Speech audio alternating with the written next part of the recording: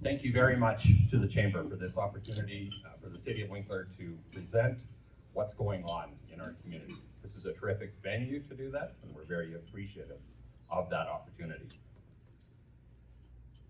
Today is February 22nd, but if you were here last year, my next words will maybe feel a little bit more like February 2nd, Groundhog Day.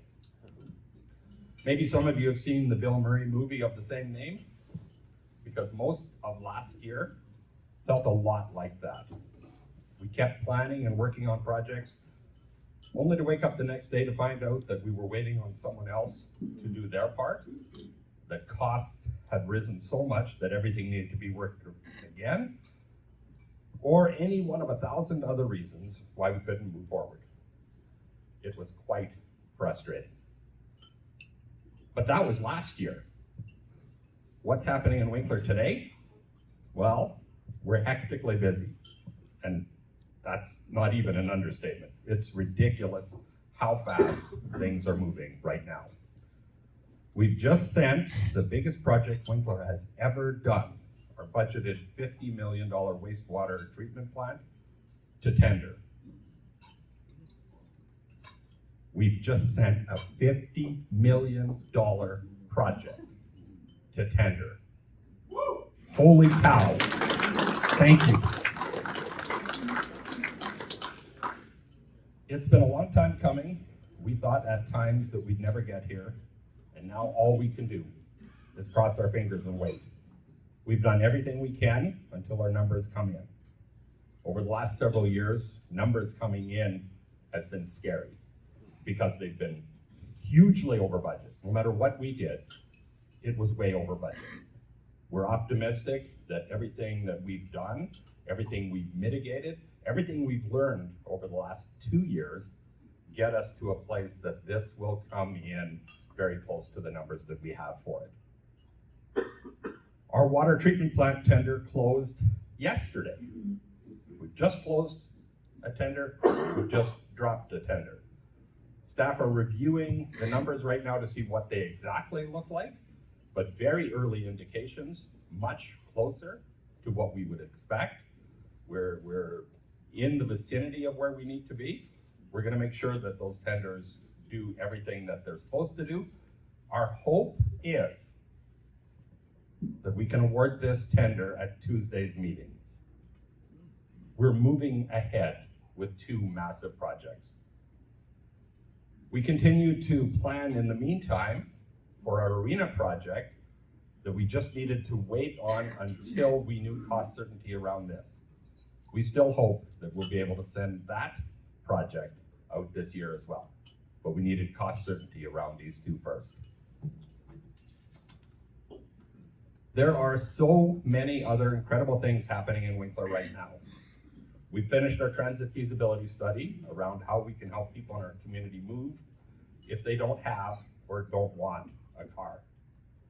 I'm pleased to share today that Council has endorsed that we will offer a subsidized ride program in 2024. This is an affordable, dip your toe in the water first step on the transit continuum. We will offer a unique way for people to get from place to place in Winkler at a cost that everyone can afford. We'll learn there where our greatest transit needs are so that we can use that data to move on to the next step when it's time to do so. We're working on details right now, but we fully expect to launch later this year, likely in Q4. Council has just endorsed an update to our strategic plan. We've retained Doug Griffiths and 13 Ways to help us with this important work. If that name sounds a little bit familiar, you may have heard of his book called 13 Ways to Kill Your Community. It's a highly entertaining and informative read on what not to do. We're going to do the opposite, obviously, of that. We're contributing to the Winkler Community Foundation's undertaking of a new vital signs review of our community. We continue to support the work of Central Station and Central Community Homes.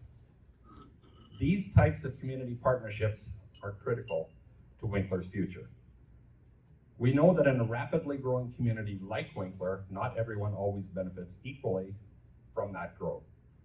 These organizations take a leadership role in finding out who's missing out, connecting other service providers, and helping ensure that the people who might be slipping through the cracks are supported. We desperately need more affordable housing. The 28-unit project that Central Community Homes had, a social project, is stalled on and waiting for additional financing. We have an application in with Manitoba Housing that was labeled as very good, and we believe that approval will come any day. But that day is not today, at least not yet. Most of us have heard horror stories about massive tax increases that many cities and towns across Canada are facing. Halifax at 9.7, Toronto at 9.5, Calgary 7.8, Vancouver 7.5, or towns like Princeton, BC with 35%. Right here in Manitoba, Brandon received a KPMG report that said in order to keep their city going, they needed a 13% increase per year for 4 years, or a 9% increase every year for 10 years.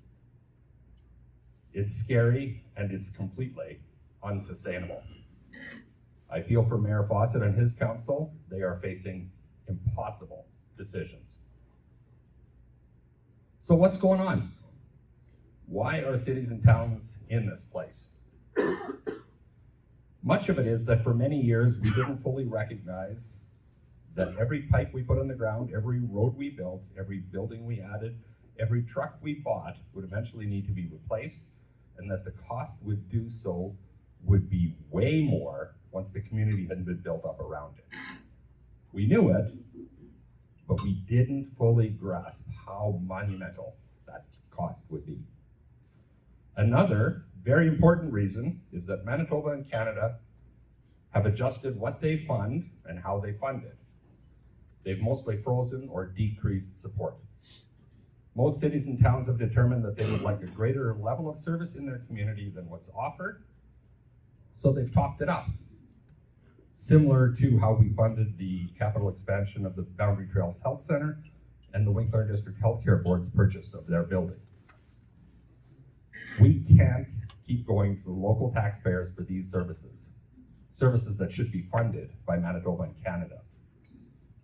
Municipalities receive about 10 cents of every tax dollar, but we're responsible for 60% of all public infrastructure. That math doesn't work. It's a system ripe for collapse. All of us need to rethink how the more senior orders of government fund municipalities and how they share the additional taxes that are generated in a growing economy. We've had some very encouraging conversations with our new provincial government. The Premier and many of his ministers have visited Southern Manitoba, and they seem to understand our challenges. In 2016, the provincial government froze municipal operating and police grants. For 7 long years, our hands were literally tied. Our costs rose year after year, but our support didn't change, so we had to go to our local ratepayer for the difference. Each one of you saw that every year on your tax bill. It's tough to feel like a partner when you're not being treated like one. We're being told today that the funding freeze on these grants is over, and we can expect to see consistent, inflation-adjusted support from the province. We're waiting for details around that, what it looks like, but we're optimistic that our voices are being heard. That said, we're in a somewhat better situation than most other cities.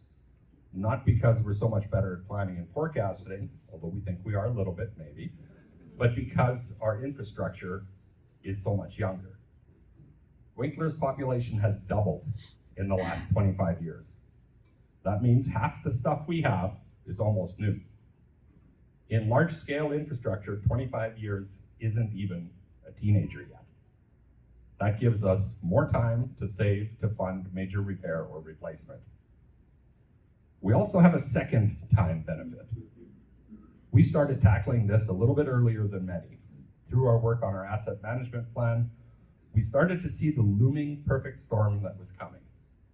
So for the past 5 years, with the exception of the 2021 COVID year, We've set budgets through this lens of long-term sustainability, meaning we've significantly increased our reserve contributions for the inevitable costs that are coming.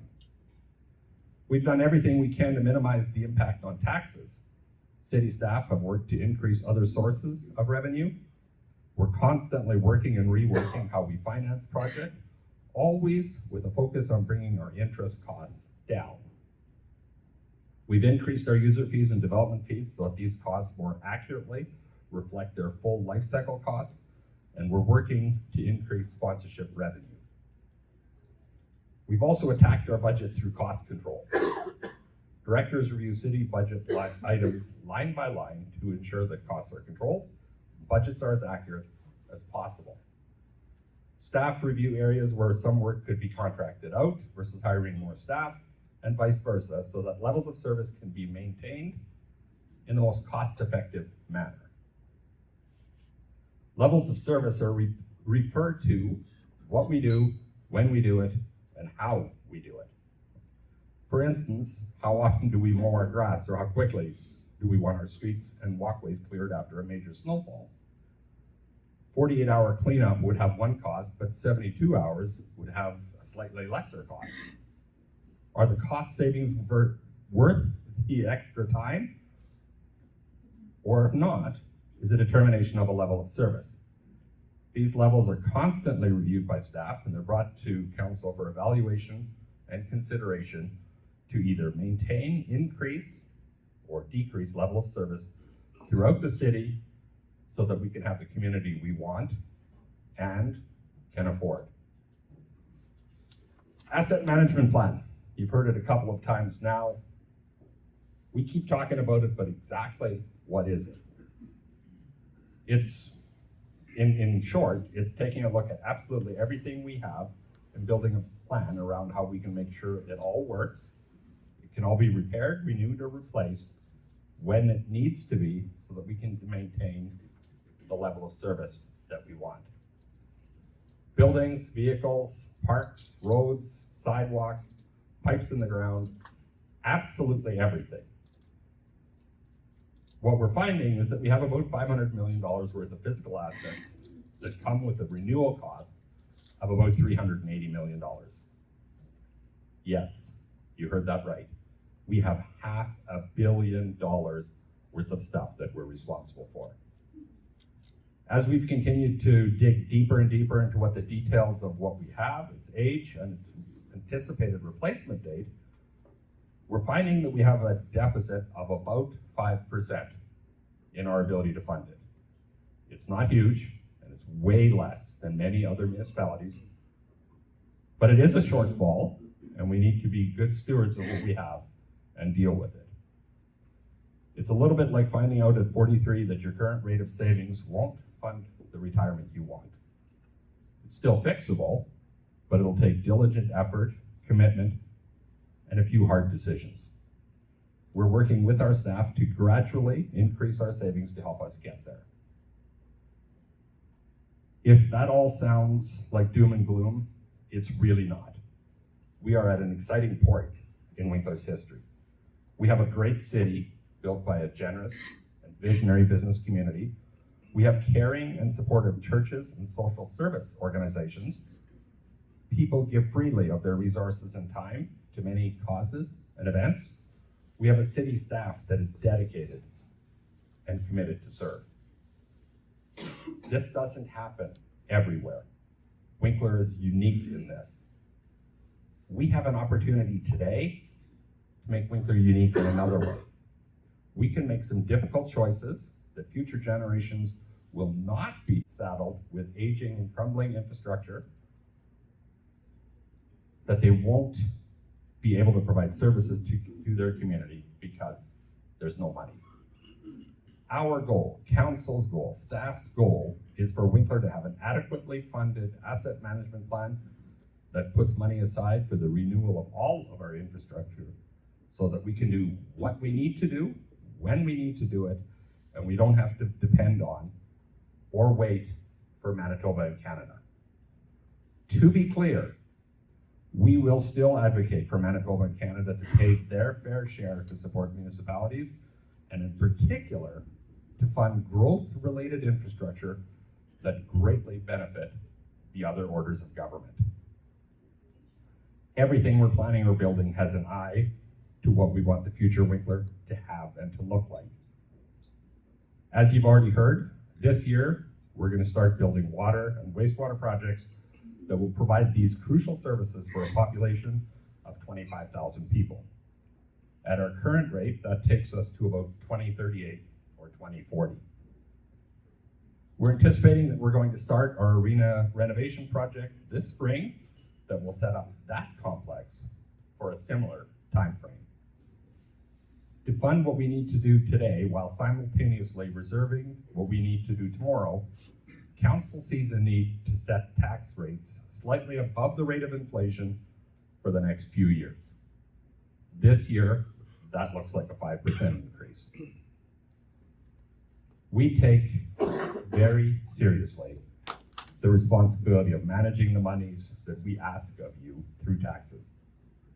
It is never an easy decision to ask you for more, but we firmly believe that to be good stewards of all that Winkler is and can be, now is the time to make that difficult ask of you. If that leaves you with some questions you'd like to ask, you may be interested in this last piece. Sometimes we have people coming to council meetings. Sometimes. Afterwards, we often hear that it was hard to understand what was going on. There was a bunch of move this and second that, and very little real conversation that made any sense to them. This frequently leaves people feeling more confused than helped and discourages them from connecting with us. This is disappointing to hear. So we're pleased today to announce a new way for you to communicate and connect with council and senior administrative staff. Something we're calling Ask the Mayor. I know we're really creative with naming things like that. On the first Tuesday of every month from 4 to 6 p.m., starting March 5th, you're invited to come by City Hall and ask the questions or have your say. I'm going to be there. A few councillors are going to be there. City Manager Jody Penner and a couple of his director-level managers will be there. Nothing is off limits. If you have something to say, we want to hear it. There's no agenda, there's no plan. It's just an opportunity to talk. If you have something to ask, come by and ask it. No need to make an appointment. Come to City Hall, walk right into council chambers where we'll be hanging out. We'll have a pot of coffee on and we'll be waiting for visitors.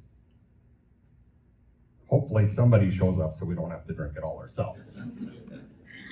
That said, again, thank you to the Chamber for this opportunity. Thank you to each one of you for being here and listening. Also for the people from our neighboring communities, from the province, from Canada. Thank you so very much for joining us here today. We appreciate your attendance.